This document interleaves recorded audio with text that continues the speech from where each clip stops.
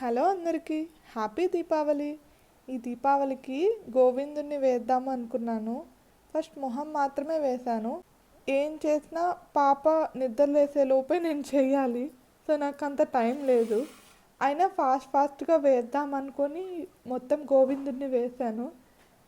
అక్కడక్కడ కొన్ని మిస్టేక్స్ ఉన్నాయి, కానీ పర్లేదు, ఎలా ఉన్నా గోవిందుడు ముద్దుగానే ఉంటాడు కదా. ఇంకా క్రాకర్ సంగతి అయితే నేను అసలు కాలుద్దాం అనుకోలేదు. అనుకోకుండా పిన్ని బాబాయ్ వస్తూ వస్తూ తెచ్చారు క్రాకర్స్. ఇంకా జస్ట్ అలా ఊరికే ఒక చిచ్చుబుడ్డి 2 కాకరొత్తులు అలా పట్టుకున్నాను. నా బాధ అంతా ఈ పిల్ల పాప ఎక్కడ భయపడుతుందో అన్నట్టు ఉన్నాను.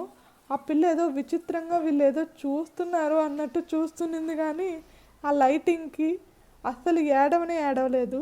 ఇంకా ఫస్ట్ దీపావళి కదా పాపకి, అలా అమ్మ క్యాండిల్తో పాపని పట్టుకొని దీపం వెలిగించింది గోవిందుడి దగ్గర. అయిపోయాక ఇలా ఫొటోస్ తీసుకున్నాము.